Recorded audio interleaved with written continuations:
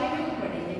इसके अंदर सब टॉपिक जो पढ़ेंगे that is your nervous control. तो nervous control is one of the important concept in this chapter my dear students. उसके बाद हम सब पॉइंट इसमें पढ़ेंगे that is your neuron, that is your nerve cell हम कहते हैं। इसके बाद नेक्स्ट जो पढ़ने वाले हैं that is the type of nerve cell जिसको हम न्यूरॉन भी कहते हैं।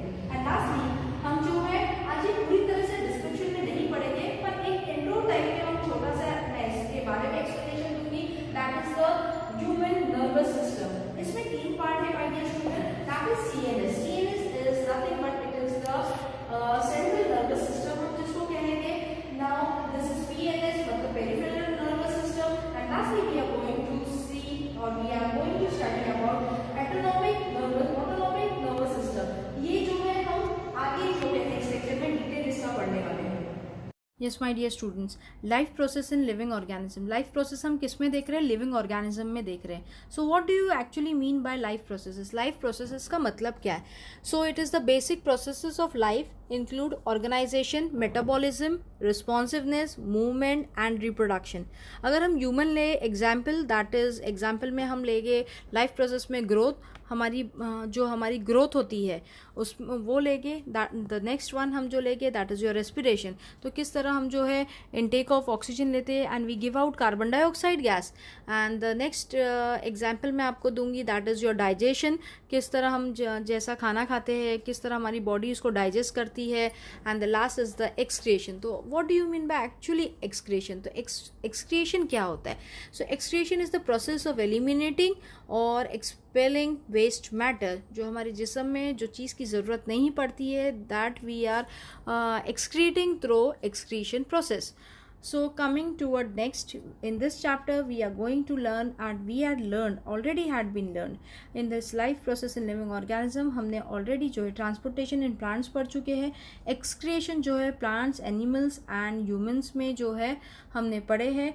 today we are going to learn about some topics has been left, कुछ topics रह गए that is your coordination plants में and humans में। so coming toward next, again we are seeing some introduction point that is your this is your introduction। we have studied how digested food, किस तरह जो है digest किया हुआ food और oxygen inhale by lung, oxygen लेते हैं हम किसके ज़रिए से? लंग्स के ज़रिए से। Is transported to every cell, हर एक सेल में जो है ऑफ द ह्यूमन बॉडी में ये ट्रांसपोर्ट होता है। The farmer also tries to transport the water from the well. Farmer का भी वही मकसद होता है कि वो पानी जो है कुएं में से निकाले और तमाम जो है डैम्स थ्रू मेन चैनल के ज़रिए से सारे प्लांट्स तक पहुंचाने की उसका कोशिश होती है। The food absorb by the digestive system is converted into where, जो भी हम खाना खाते हैं is converted into energy. This energy and oxygen are both transported to where it is transported, it is being transported into the blood via blood throughout the body. तो खून हमारे जिस्म में, पूरे जिस्म में हमारे खून मौजूद है। तो this energy and oxygen are being transported via blood से throughout the body। The next your topic which we are going to study that is your coordination। अब coordination actually है क्या? तो हम देखेंगे और ये टॉपिक में भी पढ़ेंगे coordination हम किसे कहते हैं। So coordination is the ability to use different parts of the body together smoothly and efficiently। यहाँ पर हम पढ़ेंगे क्या लिखा है देखेंगे हम। Several different organ system function in multicellular organism. हर एक जो है ऑर्गन सिस्टम फंक्शन करते हैं मल्टी सेल्यूलर ऑर्गेनिज्म में।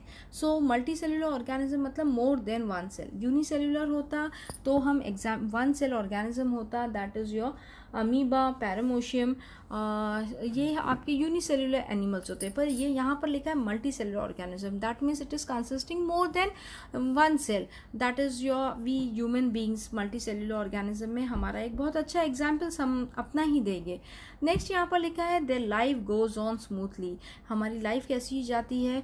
बहुत अच्छे से स्मूथली जाती if there is coordination between different organ system और organs and the stimuli in the surrounding. Plant से ले ले तो स्टिमुलाई और ह्यूमन से ले तो डिफरेंट ऑर्गन सिस्टम मान के चलेंगे। डिपेंडिंग अपॉन, यहाँ पर मैं कुछ इंपॉर्टेंट बातें आपको बता रही हूँ जो रेड लाइन्स में लिखी है। Depending upon this we can say that systematic regulation of different processes. Systematic regulation की दर पर डिफरेंट प्रोसेस में जो हम देखते हैं जिसको हम क्या कहते हैं? Control. And bringing about different processes in proper particular sequence में, इसको हम कोऑर्डिनेशन कहते हैं. सो मैंने आपको इसीलिए बताया कि coordination is the ability to use different parts of the body together very very smoothly and efficiently. इसको हम कोऑर्डिनेशन कहते हैं. नेक्स्ट यहाँ पर लिखा है कोऑर्डिनेशन में, if any activity in the body is to be completed successfully. तो अगर हमारी बॉडी में कोई भी एक्टिविटी सक्सेसफुली कंप्लीट होती है, सो हम बोलेंगे प्रॉपर कोऑर्डिनेशन हुआ है बिटवीन किसमें, डिफरेंट सिस्टम में, एंड ऑर्गन्स पार्टिसिपेट जो कर रहे हैं at different steps of that activity which is very very necessary. अगर यहाँ हम देखेंगे if due to lack of coordination नहीं रहेगा, अगर कोऑर्डिनेशन की लैक होगी या कोऑर्डिनेशन नहीं रहेगा और सम अदर फैक्टर्स रहेगा, there is a confusion at any step, the activity may not get completed. So यहाँ पर जो है एक्टिविटी कंप्लीट नहीं होती है. There should not be any randomness at any step. यहाँ पर कोई रैंडमनेस नहीं रहेगा कोई भी स्टेट पे, कोई भी लेवल पे. सो आगे यहाँ पर लिखा है कि there needs to be proper coordination. So हर एक में जो है प्रॉपर कोऑर्डिनेशन होना बहुत ही ज़रूरी होता है. So if there will be a proper coordination तो लाइफ जो है स्मूथली रन होती है. अब what do you mean by randomness? Randomness is the quality और state of lacking a pattern, जिसको हम कहते हैं. सो यहाँ लिखा है कि there needs to be proper coordination between where internal activities of the body which result from various factor. जैसे कि हमारा इंटरनली हम मान के चले तो हमारा body temperature, water level, enzyme level etcetera, ये हमारा ह्यूमन से रिलेटेड हुआ. तो मैंने इससे पहले भी आपको बताई, enzyme is a bio catalyst which speed up the rate of chemical reaction, जिसे हम एंजाइम कहते हैं. और स्टिमुलाई लिए तो ये प्लांट्स में रहेगा arising in the surrounding environment, that is your माहौल. So for everything, proper coordination between various systems of an organism helps to maintain a state of equilibrium. तो हर एक का जो है स्टेट ऑफ इक्विलिब्रियम या स्टेट ऑफ जो है एक लेवल पर्टिकुलर जो है बैलेंस होना बहुत ही ज़रूरी होता है. नेक्स्ट हम यहाँ पर देखेंगे कि यहाँ लिखा है नॉट ओनली इतना ही यहाँ लिखा है, बल्कि यहाँ लिखा है कि it is also called as homeostasis. So यहाँ जो लिखा है homeostasis, so what do you actually mean by homeostasis? तो homeostasis क्या होता है, या what do you mean by this term? ये term आपको क्या कहता है homeostasis? जहाँ पर लिखा है which is also very very necessary for what? For the optimum efficiency of the body. So homeostasis is the tendency toward a relatively stable equilibrium between independent elements, जिसको हम कहते हैं homeostasis. यहाँ पर आगे लिखा है moving toward further, which is very very efficiency for the body, optimum efficiency for the body. Moving toward further, coordination in plant जो है, हमने आगे कुछ पॉइंट्स इसके पढ़े हैं. आगे हम देखते हैं ये मूवमेंट और growth of any part of the plant in response to an external stimuli is called as tropism और ट्रॉपिक मूवमेंट. सो हम इसको क्या कहते हैं, ट्रॉपिक मूवमेंट भी कहते हैं, या तो हम इसको क्या कहेंगे, ट्रॉपिज्म. द नेक्स्ट हम पढ़ेंगे इसमें the shoot system of any plant respond to the light stimulus, that is what, that is it is growth toward the source of light. The movement shown by the plant toward the source of light को हम क्या कहेंगे, phototropic movement. Toward the source of light है इसीलिए phototropic movement है. External stimuli है, response करता है पार्ट ऑफ द प्लांट, इसको हम ट्रॉपिज्म कहे या ट्रॉपिक मूवमेंट कहते हैं. रूट सिस्टम में प्लांट का जो रिस्पॉन्स करती है stimuli like gravitation and water में, इसको हम ग्रेविट्रॉपिक मूवमेंट कहते हैं या तो फिर हाइड्रोट्रॉपिक मूवमेंट कहते हैं. नेक्स्ट हम यहाँ पर देखेंगे movement shown by the plants in response to specific chemical से अगर रिलेटेड रहेगा तो हम उसको केमिट्रॉपिक मूवमेंट कहते हैं. फॉर एग्जाम्पल्स हम लेंगे the growth of the pollen tube. Pollen tube के बारे में बात हुई तो पोलन ट्यूब हम किस में देखेंगे, फ्लावर में देखेंगे. For example hibiscus flower towards the ovule. Ovule जो है मेन जो अंदर का ओवरी से ओव्यूल जो अंदर रहता है फ्लावर में, that is the main important part of the flower. All the above mention movement of the plant are related with growth, hence यहाँ लिखा है all such movements are collectively called as growth relevant movement. इस तमाम चीज़ों को हम क्या कहते हैं, ग्रोथ रेलिवेंट मूवमेंट कहते हैं. अब what do you mean by my dear pollen students, pollen tube. Pollen tube क्या कहते हैं, पोलन ट्यूब किसी कहते हैं हम. So pollen tube is nothing but it is a hollow tube which develop from a pollen grains when deposit on the stigma of a flower. It penetrates the style and convert the male gamete to the ovule. और इसमें एक अल्फाज आया था ovule, that is nothing but ovule is the part of the ovary of seed plant that contains the female germ cell and after fertilization it becomes the seed में ये convert होता है, that we called it as ovule. Moving ahead, this is a beautiful diagram of various plant, my dear students. आपको देख रहे हैं, that is your touch me not, जिसको हम छुई मुई कहते हैं, Venus flytrap, ये एक प्लांट है. This is your beautiful lotus जो है, lotus, and the last one is the balsam. So this is few examples है ये प्लांट्स के जो डायग्रामेटिक रिप्रेजेंटेशन के ज़रिए से मैंने आपको बताना चाही हूँ. आगे लिखा है यहाँ पर कोऑर्डिनेशन इन प्लांट्स में on careful observation.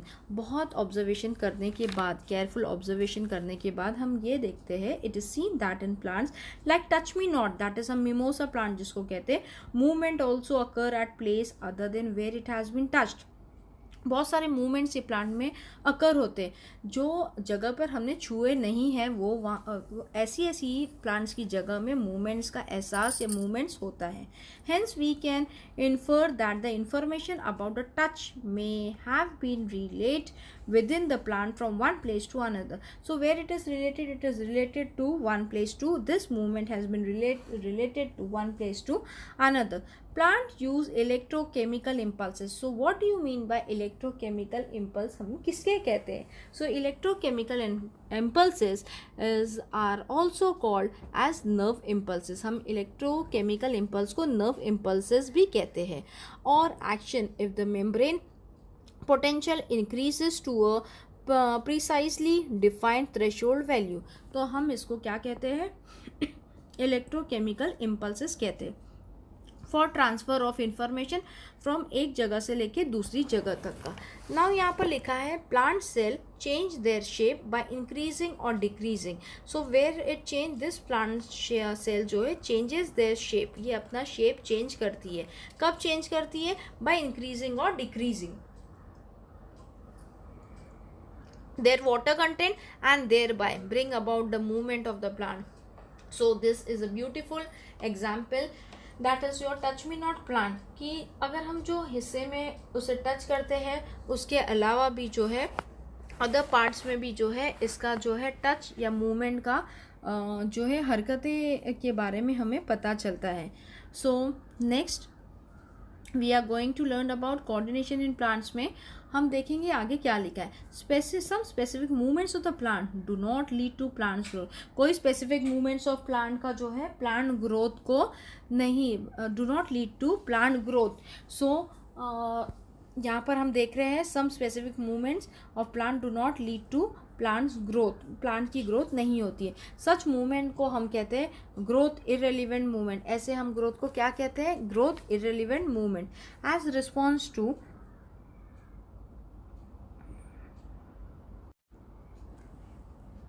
So as a response to changes in the surrounding, plant hormones brings about various movement in plants.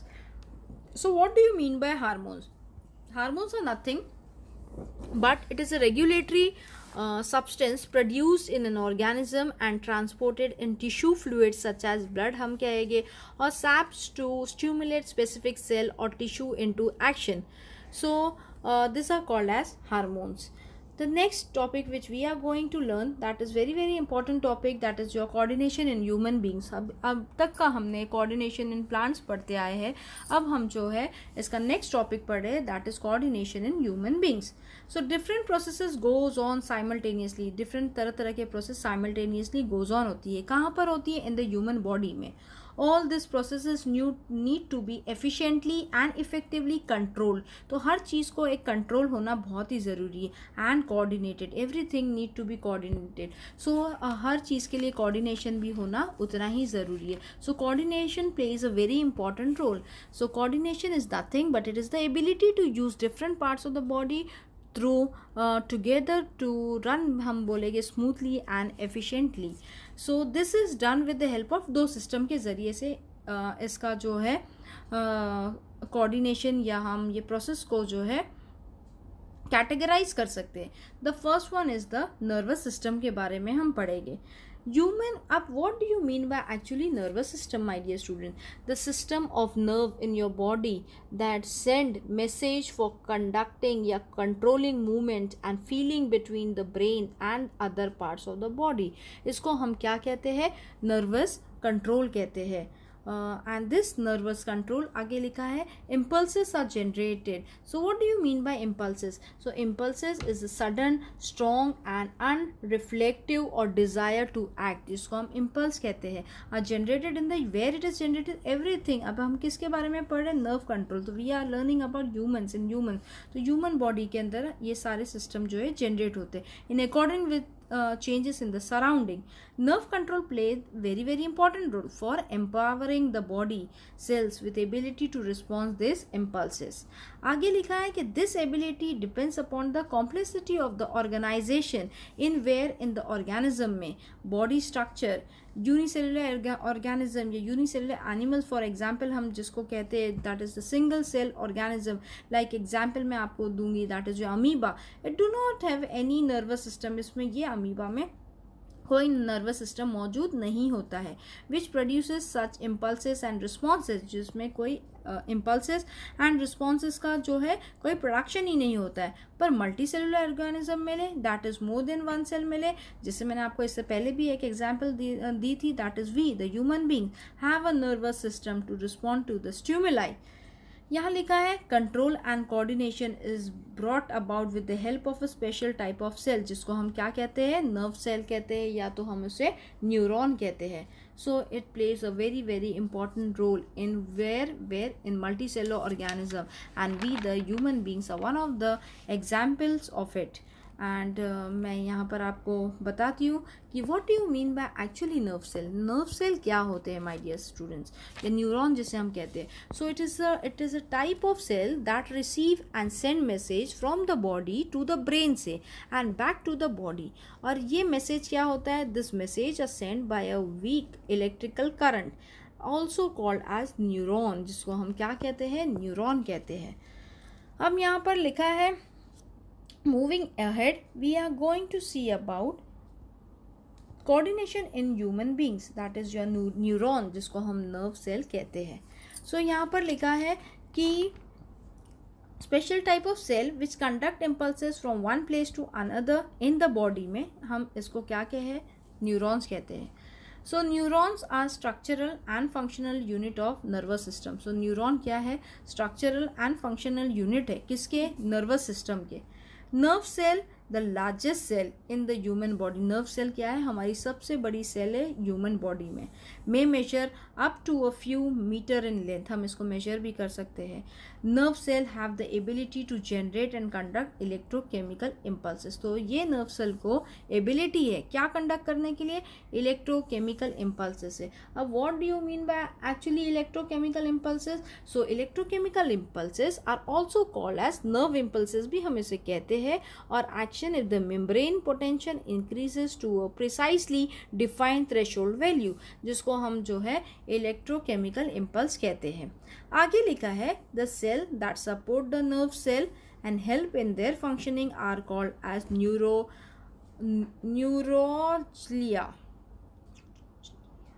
This neuroglia किसे कहते हैं? Neuroglia, that is it is a class of cell in the brain and a spinal cord that form a supporting structure for the neurons and provide them with insulations या insulations जिसे हम न्यूरोजिलिया कहते हैं. आगे हम देखेंगे nerve cell and neuroglial cell together form the nerves and this cell and this both the cell which forms the nerves. Moving ahead, this is a beautiful structure of the nerve cell. These are called as dendrites. These are nasal granules. This is the stroma. This is your nucleus. This is a dendron. This is the Schwann cell, axon. This is the next structure, which is your myelin sheath. The next is the node of Ranvier. This is your axon terminals, synaptic knobs, and this is your complete figure of the structure of the neuron. Next we are going to study about the neurons, that is your nerve cell. All the information about our surrounding is collected, कहाँ collect होता है? By the end or the dendrites में, of where it is collected in the neuron. Next यहाँ पर लिखा है the chemical process. So the chemical process being at those end an electrical impulse. So what do you mean by actually electrical impulse? This impulses is a sudden, strong and reflected or desire to act, जिसको हम कहते हैं. So यहाँ पर लिखा है कि electrical impulses is nothing but it is the. So electrical, what do you mean by actually electrical impulses? So electrical impulses are coursing through wires or through your house every day, जिसको हम कहते हैं, are generated with which are conducted from dendrites to the cell body. इसमें हम electrical impulses हम body का, human body से related ले रहे हैं, from the cell body to axon में. What do you mean by actually axon? So axon is the long thread-like part of a nerve cell to other cell along which impulses are conducted from the cell body to the other cell. एक बार मैं फिर से axon के बारे में कहूँगी कि axon is a long thread-like part of a nerve cell along which impulses are conducted from the cell body to other cell. That we called it as axon, and from the axon to its terminal में. अब ये impulses are then to be transferred, किस में transfer होता है? nerve cell to the next. Now हम देखेंगे the impulse that reach the terminal of an axon, ये stimulate करता है किसको? nerve cell को, to secrete what? chemicals, to secrete chemicals. This chemicals passes through a minute space, जिसको हम synapse कहते हैं. हम क्या कहते हैं my dear students? We called it as synapse. Now this synapse जो है is being between two edges in neurons के बीच में होती है, and it generate the impulses in the dendrites of next neuron में. In this way, impulses are conducted in the body, and these impulses are finally conveyed by the nerve cell to the muscle cell or the glands, हम जिसको कहते हैं. अब what do you mean by actually muscle cell or glands? So muscle cells are nothing but it contains protein filaments of actin and myosin that slide past one another, producing a contraction that changes both the length and the shape of a cell. And what do you mean by actually gland? किसे हम कहते हैं? Glands are an organ in the human or animal body which secrete particular chemical substance for use in the body. यहाँ पर वापस एक अल्फाज आया था, that is your protein. So protein is a substance that which is found in food and drinks such as, मैं example लूँगी आपको, that is your meat, eggs and milks में हम जो है protein को find out करते हैं. So this was about neuron, that was about nerve cell. This is your beautiful diagram of the neuron, that is your nerve cell. और ये जो है आपका डायग्राम है neuromuscular junction का. This is your neuromuscular junction. This is your axon of motor junction. This is your neuromuscular junction. ये है आपका neuromuscular junction. This is your muscular fiber. This is your capillary, and this is your myofibrils. This is the structure where you can see synaptic terminal. This is your synaptic vesicles, and this is the you can see mitochondrion, and lastly postsynaptic membrane, synaptic cleft you can see. So this is the beautiful diagram of the neuromuscular junction. Moving ahead, we are going to learn about multiple choice question. ये आपका multiple choice question है जो आपके notebook में लिखना है. अब तक के जितने भी मैंने आपको lesson पढ़ा चुकी हूँ, that is your lesson number 6, lesson which is your, I am saying you the lessons name also my dear students. The lesson names are, first one that is your chapter number 6, classification of plants. The next, that was chapter number 7, energy flow in an ecosystem. The third one was the 8th chapter, which is your useful and harmful microbes. The 9th chapter was environmental management. 10वां chapter जो ICT का था, मैंने आपको बताई थी कि वो प्रैक्टिकल्स में लिया जाएगा. और नेक्स्ट मैंने अभी ये लेसन स्टार्ट करी हूँ, that is your life process in living organism. अब ये तमाम चैप्टर में से ये फर्स्ट यूनिट टेस्ट में लेसन नंबर 6 and 7 आने वाले, that is your 2 chapter. That is your multiple choice question आपके आने वाले हैं. 20 मार्क्स का आपका पेपर रहने वाला है, and each question will be carrying for 1 marks. So आपको ये दोनों चैप्टर को अच्छी तरह थॉरली प्रिपेयर करना है, आपको लर्न करना है।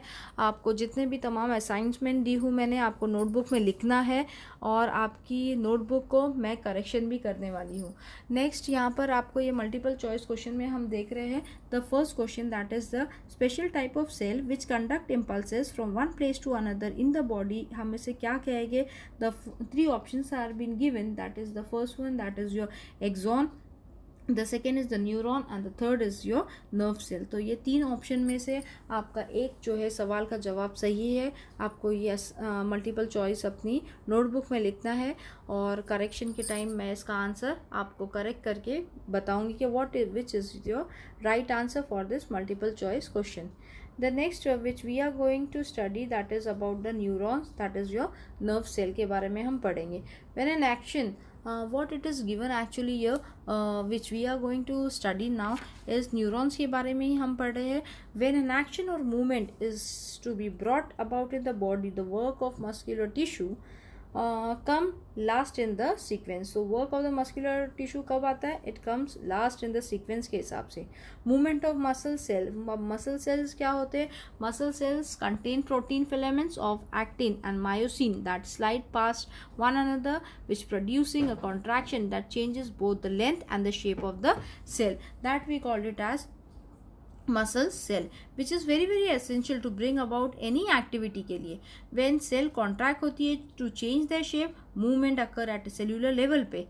एंड आगे लिखा है कि this muscle cell have the ability to change their shape due to special type of protein की वजह से।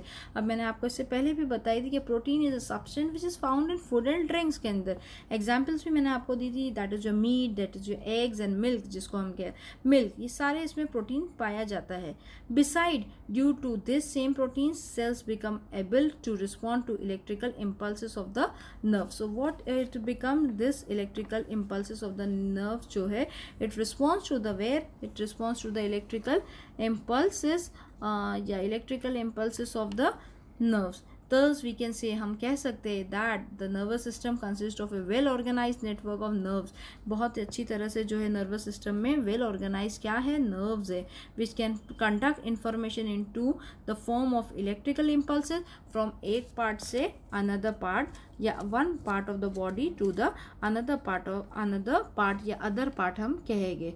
Next हम पढ़ेंगे अभी then moving ahead to the topic, we are going to learn about type of nerve cell और neurons, जिसको हम neurons कहते हैं।